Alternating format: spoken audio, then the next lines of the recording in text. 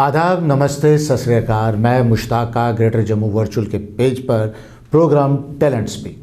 Talent बोलता है जिसके अंदर टैलेंट होता है, और टैलेंट हर एक के अंदर होता है अलग अलग तरीके से। पढ़ाई का टैलेंट, गाना गाने का टैलेंट, एक्टिंग करने का, पेंटिंग करने का, कोई ना कोई टैलेंट होता है, लेकिन मालूम नहीं होता है। लेकिन एक स्टेज पे जाके कुछ ना कुछ हरकतों से वो पता चल जाता है। उसके बाद उसकी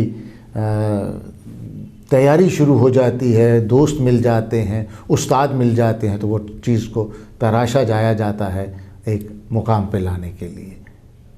आज हमारे साथ भी एक टैलेंट है। इनको मैंने देखा है शुरुआती दौर से, और आज भी उनको मैं देख रहा हूँ। फाइन आर्ट से जुड़े हुए हैं, बड़े मशहूर राष्ट्रीय स्तर, अंतर्राष्ट्रीय स्तर के कार्टूनिस्ट हैं मनोज चोपड़ा जी। मैंने उन्हें देखा है शुरू से काम करते हुए, और आजकल भी उन्हें सोशल मीडिया पे भी बहुत कम आते हैं वो, लेकिन अखबार में उनका कार्टून अपनी एक कहानी कहता है। हमेशा मेरा ये मानना है कि कोई भी एक फ़ोटो अखबार की या एक कार्टून वो पूरी कहानी सुना देता है, एक दर्द भरी या खुश गए वाली। आज हमारे साथ मनोज चोपड़ा जी हमारे टैलेंट स्पीक प्रोग्राम में। मनोज जी, आपका बहुत बहुत स्वागत है हमारे प्रोग्राम में। और हम चाहते हैं कि आप हमें अपने बारे में और अपने काम के बारे में कुछ ना कुछ बताएं। ये शुरुआत कहाँ से हुई थी? हालांकि मुझे ड्राइंग का तो शुरू से ही शौक़ था, तो मुझे ये था कि मैं अपने आर्ट को कैसे आगे परस्यू करूं, क्योंकि स्कूल में डेज में ये होता था कि संस्कृत कंपलसरी हुआ करती थी, थोड़ी देर ड्राइंग्स होती थी, तो फिर बाद में संस्कृत को कंपलसरी कर दिया गया, ड्राइंग थोड़ी हटा दी गई। उससे ये हुआ कि जब मैं कोई पेंटिंग करता था वो थोड़ी छूटती गई, लाइंस वर्क में मैं आना शुरू हो गया। फिर इस तरह से हुआ कि जब 10th पास की तो मुझे फाइन आर्ट्स की इजाज़त नहीं मिली कि मैं एडमिशन ले सकूं। अच्छा, पर आपका शौक़ था कि फाइन आर्ट में? मेरा शौक़ था जी। वो कहते नहीं आप इंजीनियरिंग करके लीजिए या नॉन मेडिकल लीजिए। तो फिर ये हुआ कि जब मैं कॉलेज में आया तो मुझे पता चला कि जम्मू यूनिवर्सिटी में डिस्प्ले योर टैलेंट होता है जी। तो वो मुझे लगा कि मेरे लिए एक अपॉर्चुनिटी है जहाँ पे मुझे पार्टिसिपेट करके सीखने को बड़ा मिलेगा। वो मेरे लिए बहुत अच्छा प्लेटफॉर्म बना, और मैंने वहाँ पे काफ़ी पार्टिसिपेशन भी की। फिर और भी जो सीनियर्स है उनसे मुझे सीखने का भी मौका मिला, तो उनकी तरफ से जो मुझे इंकरेजमेंट मिली, और जो फिर मैं यूनिवर्सिटी आया तो लॉ में मैंने एडमिशन ली, तो सभी यही कहने लगे कि आप एडवोकेट बनना चाहते हो। मैं कहनी मैं सिर्फ यहाँ कल्चर की एक्टिविटी बहुत ज़्यादा होती है लॉ डिपार्टमेंट में, तो मैं अपनी जो आर्ट्स की है तो उसकी सेटिस्फेक्शन पूरी कर सकूँगा। तो वो मेरे लिए होमवर्क बनता रहा, करता रहा। तो जो लोगों की प्रॉब्लम्स थी, जो स्टूडेंट्स की या कोई लेक्चर के अगेंस्ट, तो वो मैं कार्टून के थ्रू बना के तो डिस्प्ले में नोटिस बोर्ड में ला देता था। तो बस इसी तरह से मेरी ये शुरुआत होती गई। आपका मतलब ये है कि आप किसी फाइन आर्ट स्कूल से आपकी कोई तालीम नहीं हुई? नहीं, बस सेल्फ से ही शुरू हो गए, रंगों से खेलना, लाइनों से खेलना। ये बात तो सही है कि कोई भी कला हो, कोई भी पेरेंट्स जो है वो अपने बच्चे को उस कला में नहीं जाने देते। ये हर फैमिली की एक कहानी है, लेकिन जो एक टैलेंट है वो तो स्पीक करता है, बोलता है। तो वो आज आपका टैलेंट जो है वो बोल रहा है, इसमें कोई दो राय नहीं है। कार्टून बनाना अपने आप में एक विधा है, और कार्टून का बना के दिखाना मतलब ये है कि वो अपने आप में एक कहानी बता देता है उस इंसिडेंट की, उस प्रॉब्लम की, क्योंकि आर्टिस्ट के पास यही एक माध्यम है अपनी बात कहने का। वही बात आज हम मनोज चोपड़ा जी से करते हैं कि मनोज जी, जो आप देखते हैं सोसाइटी में या जो हो रहा है, आप उसको, हम आपके सोशल मीडिया में भी कार्टून देखते रहते हैं, ये कैसे जंग आप लड़ते हैं? बात यह कि सोसाइटी में बड़ा कुछ हो रहा होता है, और कार्टूनिस्ट का जो रोल है वो सिर्फ ये लोगों को मतलब हंसाने का काम नहीं है, एक उसका एज ए सोशल वर्कर भी उसका काम है कि जो भी सोसाइटी में कुछ गलत हो रहा है, सिर्फ पॉलिटिक्स ही नहीं, जो कार्टूनिस्ट हैं वो कार्टून बनाते हैं, कोई भी सोशल इशू हो जाए, जैसे निर्भया केस था या कोई करप्शन है या कुछ भी चीज़ें, जैसे तवी गंदी हो जाती है या जिससे उसके रिलेटेड हमें हमारी भी एक ड्यूटी बन जाती है कि हम पब्लिक को अवेयर करें। या निर्भया केस में कुछ है तो वो हम किस तरह से बताएं कि ये चीज़ फ्यूचर में ना हो।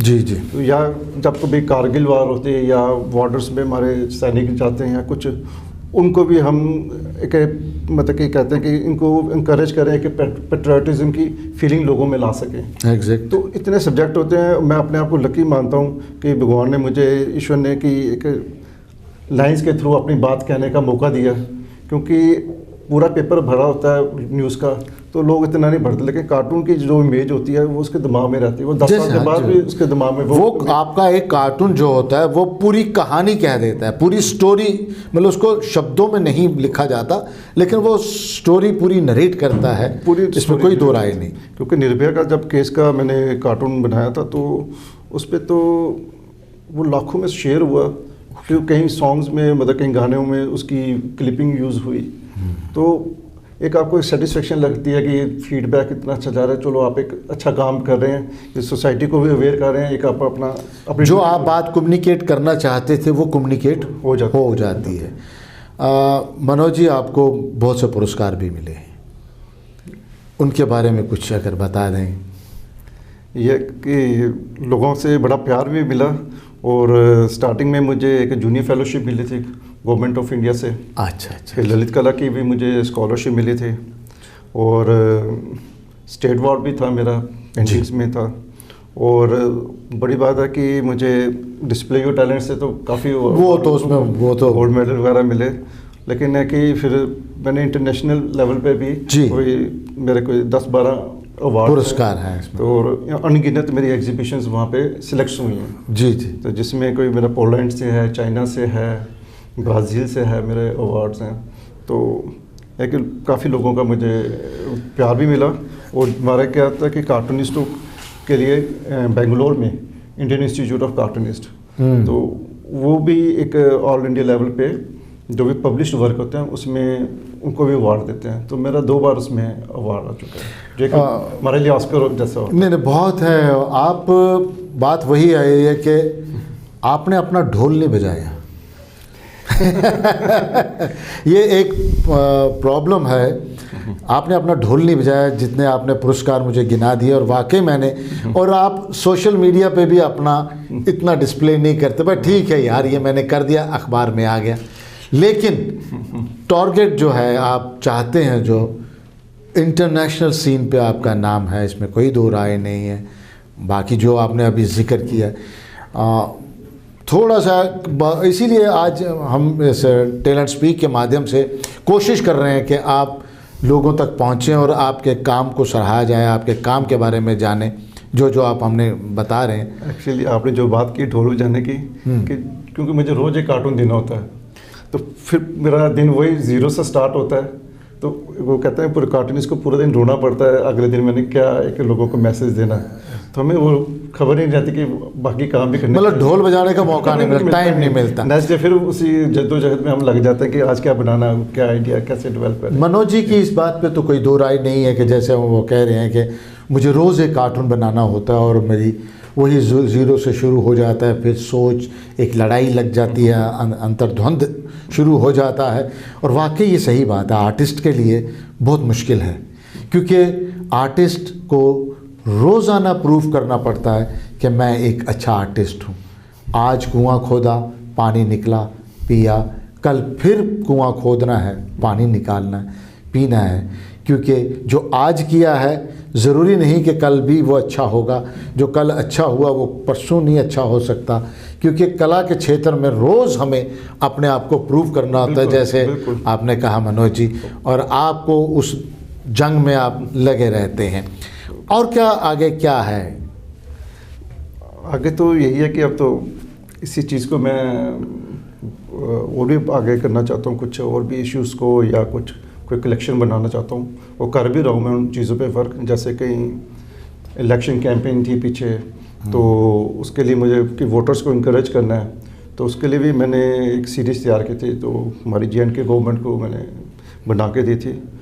तो वो सीरीज़ अब ऑल इंडिया लेवल पे जहाँ भी इलेक्शंस होते हैं तो उसकी होर्डिंग्स लगती हैं वहाँ पर। क्या बात है। तो वो चीज़ें, कुछ करप्शन की सीरीज़ थी कि लोगों को अवेयर करना या किस तरह से गाइड करना, तो वो भी उसका कैलेंडर बना था करप्शन सीरीज़ पे। अच्छा। वो पूरे मतलब 12 मंथ के, तो उसे 12 से मतलब कि इलस्ट्रेशंस थी मेरी उसमें लगी हुई थी। तो ये है कि मुझे एक ऑफ द रिकॉर्ड मतलब ट्रैक थोड़ा ये करने का मज़ा भी आता है। जैसे मेरे इंटरनेशनल के थे या कार्टून्स, या जिसमें मैं ये बात की इलेक्शंस की, या तो वो मुझे एज ए चैलेंज में लेता हूँ ताकि मैं अपने आप को थोड़ा और कुरेद सकूँ कि और भी कुछ वही कुआं खोदने वाली बात। हाँ, तो वो अपने आप को प्रूव करने के लिए कि सेटिस्फेक्शन भी होता है, चलो एक लीग से भी हट के थोड़ा अच्छा करना चाहिए। मनोज जी, कभी कभी ऐसा नहीं होता कि किसी नेता का आप कार्टून बनाते हैं या कुछ ऐसी कार्टून बनाते हैं जिसमें किसी को आप बता रहे होते हैं कि भैया ये बात है, तो वहाँ से कोई मैसेज आ जाए, कोई थ्रेट आ जाए, कोई ऐसा कभी हुआ आपके साथ? देखो, ये चीज़ें तो कार्टूनिस्ट के काम के साथ मतलब जुड़ी होती हैं, तो लेकिन अगर हम सबको खुश करने में लगेंगे तो हमारा रोल ख़त्म हो जाता है, क्योंकि हमारा एक क्रिटिक बिटवीन द लाइंस कह सकते हैं, एक क्रिटिकल व्यू होता है।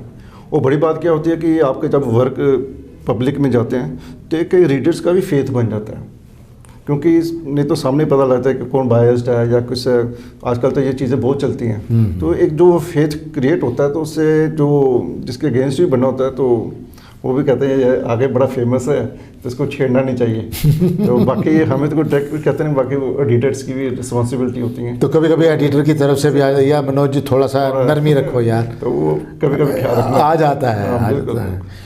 ये तो हमारी ज़िंदगी का हिस्सा है, किसी के ऊपर उंगली उठाई नहीं, बात की नहीं। जैसे जर्नलिज्म को हम चौथा स्तंभ कहते हैं, आज के दौर में भी वही है। लेकिन मनोज जी की बात यही है कि कभी कभी आ जाती है वो बात कि थोड़ी सी नरमी रखिए।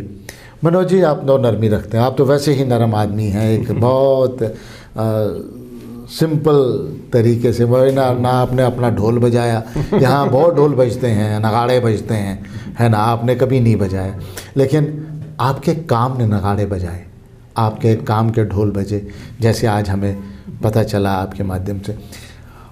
आप अभी भी डिस्प्ले योर टैलेंट हो रहा होता है यूनिवर्सिटी में, और कई जगहों पे कभी कभी कार्टून कंपटीशन होते हैं, आपको जाने का मौका मिलता है, जजमेंट करने का मौका मिलता है।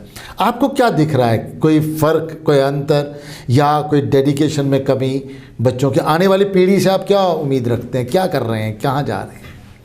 तो कुछ जो आने वाली पीढ़ी है वो काफ़ी चुस्त है, क्योंकि सोशल मीडिया आने से, मोबाइल आने से जो हमें स्ट्रगल करनी पड़ती थी, किसी की कलेक्शन देखनी पड़ती थी, हमें बुक्स ढूंढनी पड़ती थी। ओके। तो फिर कोई स्टडी करनी पड़ती, उसके लिए बुक्स ढूंढनी पड़ती थी। आजकल के बच्चे के लिए ये है कि वो कोई भी लाइन को अडॉप्ट करे, चाहे थिएटर में जाना, चाहे कुछ, क्लिक ऑफ द बटन उसको वो सारी इन्फॉर्मेशन मिल जाती है। वो वेल प्रिपेयर्ड हैं बच्चे इन चीज़ों में, मैं देखता हूँ। बाकी ये कि ये जो कार्टूनिंग का, अगर मैं अपनी फील्ड के हिसाब से चलूँ, जो कार्टूनिंग है वो सिर्फ ये नहीं है कि इस लोगों को लाइन बना दी या कुछ, इसमें है कि ये मैच्योरिटी आते आते आती है, और इसमें बड़ी डेडिकेशन और आपका जो तजुर्बा विद टाइम जो आता है।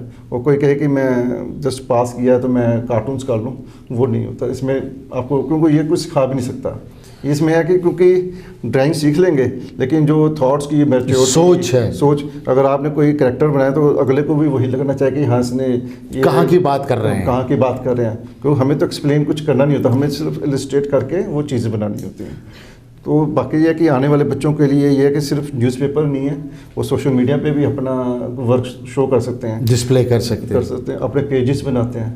तो काफ़ी स्कोप है आने वाले बच्चों के लिए। कोरोना के दौरान इस तरीके के बहुत से प्रयास हुए हैं, क्योंकि कोरोना के दौरान हर फील्ड में, म्यूज़िक में, डांस में, ड्रामा में, पेंटिंग में, आपके कार्टून में यही हुआ है कि कई लोगों ने तो एग्जीबिशन लगाई है। मैंने बाहर की कई एग्जीबिशन देखी।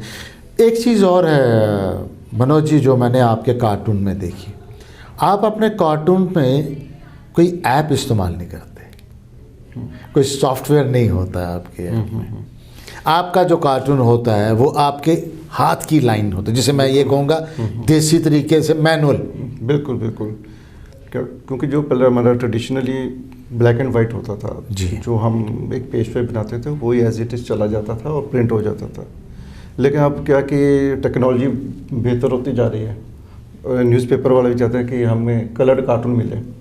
तो उसमें क्या है कि आजकल एक मैं ये कहूँगा कि प्लेट ये कहा जाता है जिसको हम जिस पे आप ड्रॉ कर सकते हो डायरेक्टली। जो हम पेपर में ड्रॉ करते हैं वो आप डायरेक्ट उसमें प्लेट में आप ड्रॉ कर सकते हो, वही इमेज आपकी सीधी चली जाती है। नहीं, मेरा कहने का मतलब जो था वो आप बिल्कुल ठीक कह रहे हैं। वो इसमें है क्योंकि सॉफ्टवेयर आप कहते हैं कि उसको कोई छेड़ लेते हैं या खींच लेते हैं, वो चीज़ नहीं होती। हाँ, मैंने आपके कार्टून में देखा सीधा हाथ वाला काम है, वो प्लेट है, प्लेट के ऊपर आप करते वो करते वो एग्री। ये नहीं है कि कोई सॉफ्टवेयर कोई ऐप डाल दिया कि इसकी फ़ोटो मैंने डाली, अब इधर वो इस फोटो को वैसे कन्वर्ट, वैसा मैंने नहीं देखा आपके।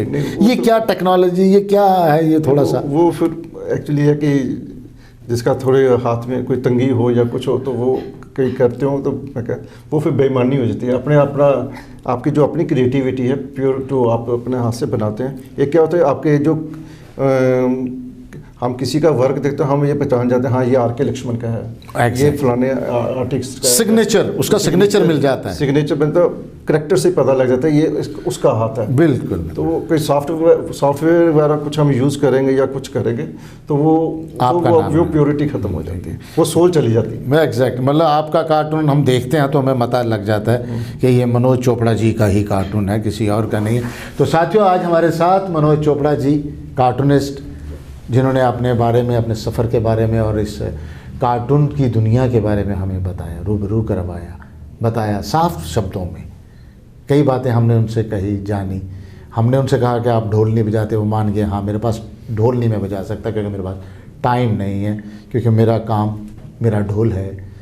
और साफ उन्होंने कहा। मनोज जी, आपका बहुत बहुत स्वागत के साथ साथ हम एक बार फिर आपका ग्रेटर जम्मू वर्चुअल की तरफ से तहे दिल से शुक्रिया अदा करते हैं कि आप हमारे इस टैलेंट स्पीक प्रोग्राम में आए, और हम चाहते हैं कि आपकी बात लोगों तक पहुंचे। लेकिन आपका कोई संदेश बच्चों के लिए जो कार्टून की दुनिया में आना चाहें या? तो मैं तो सबसे पहले आपका शुक्रिया अदा करता हूँ कि आपने मुझे याद किया, और बड़ी बात कि हम खुद आपके इतने बड़े फ़ैन हैं और आपको इतने बड़ी स्क्रीनों में देखते हैं, और आप तो मेरे से पूछ लें, मेरे ये सबसे बड़ा अवार्ड है। नहीं, बच्चों के लिए मैसेज आप दे दीजिए। बच्चों के लिए मैं यही कहूँगा कि जो भी बच्चे कुछ भी करना चाहे, कोई भी लाइन हो या कुछ भी, उसमें मेहनत करें। शॉर्टकट कोई नहीं होता किसी चीज़ का। बाकी प्रैक्टिस, जो भी आपका मन में है उसके बारे में रोज़ प्रैक्टिस करें, उसके बारे में थोड़ा सर्च करें, तो आप अपने आप उस लक्ष्य को प्राप्त कर सकते हैं। थैंक यू मनोज चोपड़ा जी एक बार फिर से। और मैं आप सब दर्शकों का भी थैंक्स करता हूं कि आप हर हफ्ते हमें देखते हैं और अपने सुझाव भी दीजिएगा। और मेहरबानी करके हमारा ग्रेटर जम्मू वर्चुअल का यूट्यूब सब्सक्राइब कीजिए, फेसबुक फॉलो कीजिए, इंस्टाग्राम और ट्विटर पे भी हम आपके साथ अवेलेबल रहते हैं। इसके साथ ही ये प्रोग्राम समाप्त होता है। धन्यवाद।